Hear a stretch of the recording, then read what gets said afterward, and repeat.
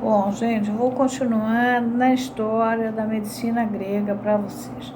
Eu tinha falado no Centauro, que, que, que era o Quiron, que foi é, dado por Apolo para que o Asclépio fosse criado no Monte Pelion e aprendesse com ele o Sol e a Lua. Isso aqui é tirado de um tarô grego. É o Hierofante. Reparem que ele tem uma parte de homem e uma parte de animal. Nós também, né? Se você quiser aprender psicanálise, estuda a Grécia, que é uma maravilha. O Hipócrates, aqui tem um manual do Hipócrates sobre e pensamento dele, por sessões. Ele está em francês. Ele ensina quando tem tal sintoma, tem tal doença. Então, vocês façam assim, tratem assim, façam dessa maneira. Por quê? Porque ele é o primeiro, ele é o último Asclepíades, mas ele é o primeiro fundador da escola de medicina grega. E a escola dele, ele se formou em Kos. A escola de medicina grega tinha 4 escolas nessa região. A primeira, que foi Epidauro, e outras 2, 3, e a última, que era de Kos, foi onde Hipócrates se formou. Bom, aqui tem o livro que eu falei para vocês, que é História de Medicina muito interessante, que é do Surria. É muito bom, entendeu? Vale a pena para a gente saber, porque a gente vai trabalhar com medicina. Bom, eu tenho um armário de medicina, então eu peguei o que eu podia, tá? O do nó agora eu não preciso trazer, porque o Asclépio é essa coisa tão magrinha assim, tá todo em inglês, vocês podem pedir pela Amazon. Vale muito a pena, porque tem tudo, inclusive os textos em grego e a parte em inglês para você acompanhar todos os ditos que estão aqui. E tem esse camarada que eu não falei, mas ele vai ser um homem muito interessante da Idade Média, é o Paracelso, mas a gente vai falar mais tarde. Bom, agora que eu já falei para vocês deles, eu vou continuar com a escola do Asclépio. O Asclépio, então, está lá no Monte Pelion, aprendendo com o Hierofante, com o Quiron, os segredos do Sol e da Lua. E ele aprende também alguma coisa sobre pedras, enfim, sobre como é que você trata do sofrimento. O sofrimento, o grito da dor é ia. O médico em grego é iater. Iater é quem cuida do grito da dor. Então, Asclépio sai do Monte Pelion muito bem instruído pelo Quiron e vai fazer a primeira escola de medicina em Epidauro. Era um lugar grande e na entrada tinha escrito assim: puro é o que entra no templo perfumado, e pureza significa ter pensamentos sãos. Aí aquele monte de gente para lá. Na frente, lá se entrava e tal, ia sendo acomodado. Na entrada tinha uma fonte de água, onde as pessoas, quando terminavam a cura delas, elas jogavam ali dentro da fonte moedas de ouro e de prata. Não tinha um preço para o tratamento, era o que cada um desse. Bom, no mito de Asclépio, vocês lembram que eu falei que o médico jura por Apolo, o médico? Então, para o Asclépio, para o Hipócrates, quem é o médico? É o Sol, Apolo, o médico. Por Esculápio, que é Asclépio, que é o fundador da medicina grega, da escola, a primeira escola. Por Ígia e Panaceia, né? Ígia é a saúde e Panaceia é o socorro, que eu vou cumprir a minha missão, blá, blá, blá, blá, blá, blá. Muito bem. Asclépio tinha 6 filhos, 2 mulheres e 4 homens, no mito. o, aliás, desculpem, 2 homens e 4 mulheres. Os homens são Macaon, quer dizer, o que se inclina sobre a maca, o cirurgião, e Podalírio. Podalírio é o que fica aos pés da lira. É o que vai cantar, vai tocar, vai fazer, vai suscitar nas pessoas experiências que tragam a elas à tona os problemas que elas estão vivendo e que liberte elas disso. Na medicina, durante muito tempo, na época do meu trisavô, bisavô, que eram médicos, era separado medicina e cirurgia de medicina. Medicina era uma coisa clínica, mais nobre. Medicina e cirurgia, a parte de cirurgia era... a Macaon é a turma da cirurgia, que intervém, deita na maca, vai dar a maca. E o Podalírio, aquela coisa mais evoluída. Bom, ele tinha. E as filhas, Áceso,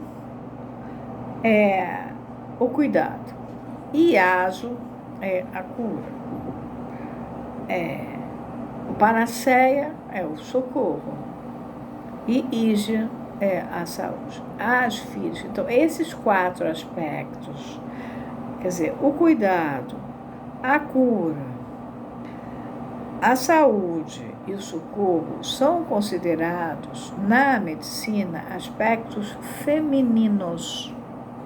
Enquanto que botar a mão na massa, seja fazendo a cirurgia, seja costurando, suturando, fazendo ou amputando, qualquer coisa assim, que vem do Macaon, é aspecto masculino.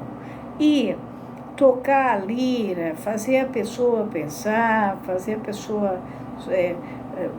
fazer com que aquelas coisas suscitem nela os problemas que estão vindo à tona, é aspecto masculino. Como é que funcionava essa escola? Essa escola, o cara chegava lá, doente, e ele era posto em incoímeses, ou seja, provocava um sono nele, num lugarzinho que ficava perto do templo. E aí ele ia dormir para sonhar. E quando ele acordava, o sacerdote, que eram terapeutas, significa sacerdote. Então, o iater, o médico, eram terapeutas, eram sacerdotes, homem, que não era mulher não. Ia lá e ele ia interpretar o sonho que tinha sido sonhado. Então, eles davam uma beberagem para o cara dormia, sonhava ao lado do templo, o sacerdote ia lá e interpretava o sonho. A partir da interpretação do sonho é que ia se dada a indicação terapêutica, as várias indicações terapêuticas, que é chamado iatreumata, uso iatreumata, que são as indicações terapêuticas. Assim, uma doença iatrogênica, uma doença causada por uma má indicação terapêutica. E é sempre um grito de dor. Iater é medicina. Iatrogênica, quer dizer, a doença nasceu da medicina. Foi mal dado o remédio, tá? Bom, quando vocês usarem a palavra, já sabem o que é. Então, tem fenômenos que não são psicossomáticos, são iatrogênicos. Então, não pode fazer confusão. Bom, ele era posto para dormir, sonhar, recebia os iatromata, que podia ser banhos com pedras, passeios, ir ao ódion para escutar o aedo. O aedo era sempre um homem cego que tocava a lira, e ele tocando a lira, contando os mitos, aquilo ia suscitando na plateia que estava assistindo experiências, ia mexendo em cada uma daquelas pessoas de uma maneira diferente. Então, ele falava da morte, ele falava da psique, ele falava de um herói qualquer na guerra, ele falava do dia, ele falava da noite, ele falava... porque tudo era deuses, né? Ele contava a história dos deuses. da verdade, dos casamentos entre deuses, né?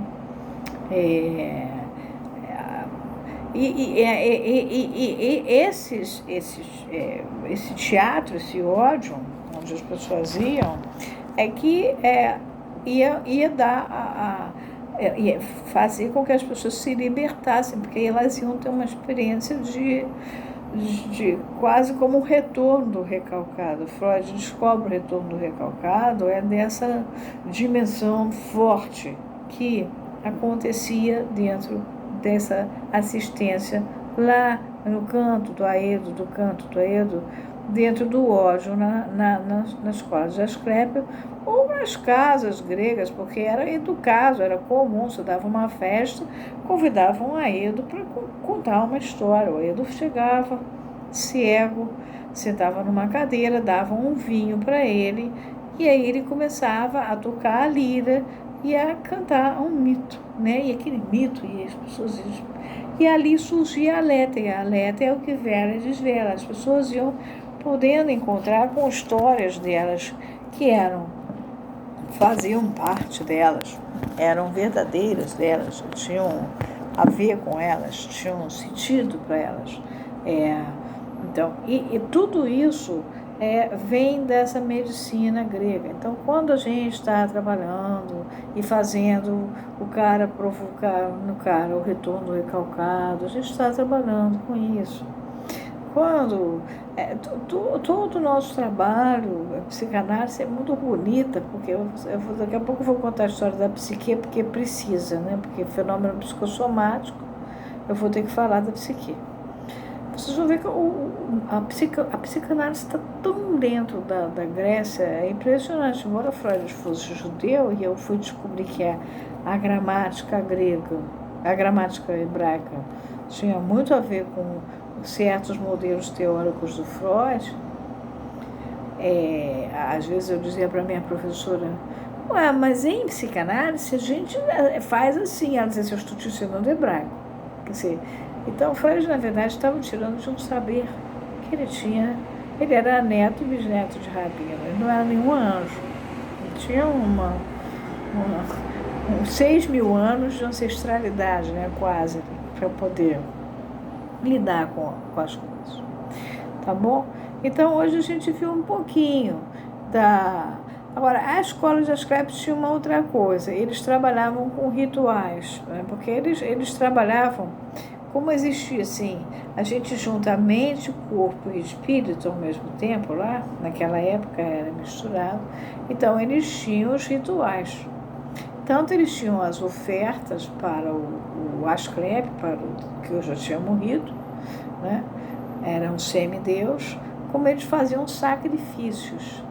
Então, as ofertas eram sempre com animais brancos, puros, né? Ditos puros, e fazia a ablação de um pedacinho do animal, o resto era servido para eles. E os sacrifícios não, eram animais pretos que eram incinerados. A palavra escara vai dar dessa queimação toda. Tá? Bom, eu acho que eu já dei para vocês um pouquinho da medicina grega, falta um pouquinho da psique, porque sem a história dela e as coisas que acontecem na vida do dia a dia, eu acho que também não anda.